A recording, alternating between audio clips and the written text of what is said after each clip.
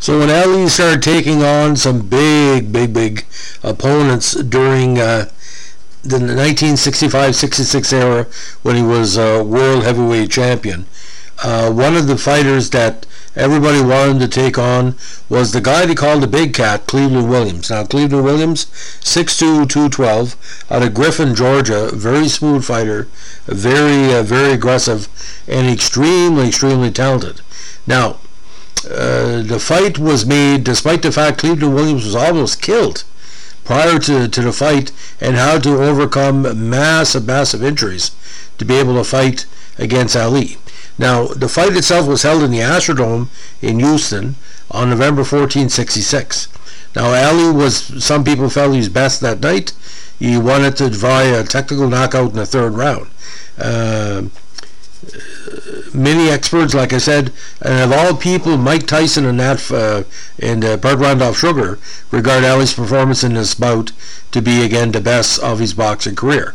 There was also the fight in which Ali made famous the move he called the Ali Shuffle, where he's moving his feet to bring his big punches to the fore. Now, in the evening of November 29, 1964, 2 years before the fight, Williams was shot in the stomach by a highway patrolman for supposedly resisting arrest.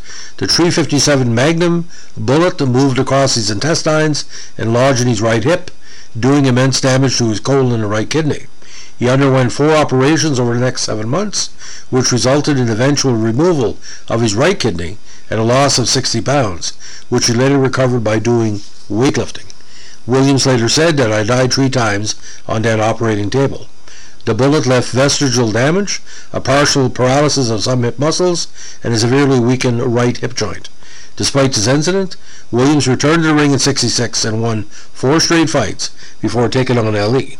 Now, in heavy contrast to Williams, Ali came into his fight in peak physical shape. He successfully defended his WBC, New York State Athletic Commission, and the ring heavyweight titles against Karl Mildenberger of Germany on September 10th, and after beating 5 consecutive heavyweight contenders, including Henry Cooper, Floyd Patterson, and Sonny Liston in years prior. By the time of the Williams fight, Ali had great success with his stick and move style, employing a strong left jab to whittle down his opponents, and a low guard, allowing him to anticipate and dodge punches. Now, Ali's 2-year dominance in the heavyweight division made him a 5-1 favorite going into the fight. Now, Ali was 26-0. Again, Big Cat. By the time the third round came along, but it's known what the video of this fight showed. The speed of Ali. Williams was a tough nut, but the hand speed that Ali showed, and the famous triumphant hands above his head when he knocked Williams down. But like I said, Williams looked to be almost like a person. No disrespect what happened before, but he fought that fight almost like he was being shot. Now, this was one of 2 fights going on in the Astrodome for Ali. Of course, the Terrell fight was right around the corner. But a lot of people felt that Cleveland Williams probably had a good shot to beat Ali, but unfortunately it didn't work out. Now, we're going to talk a little bit of Cleveland's background, because I think it's important to talk about the heavyweights that Ali fought. His final career record was 80-13-1 with 60 by KO. Now, the big fight that he had, which kept him in the heavyweight title chase, was a rematch against Arnie Terrell, a fighter who had previously knocked out in 7 rounds in 1962, and their May 13th, 1963 fight was close enough to put Williams at least a top 7 or a top 8 contender. Now, when he fought Ali, he had won on points against young contender Billy Daniels, Sonny Moore as well. But a lot of people felt he had a great chance of giving Ali a hard shake, but it didn't work out. But ironically, in the end of his career, it was very bizarre, because he fought three tough Canadian fighters, including a loss to Bob Claroux, who had a background with Yvon Durrell and George Chuvalo in that very busy Canadian Canadian heavyweight group.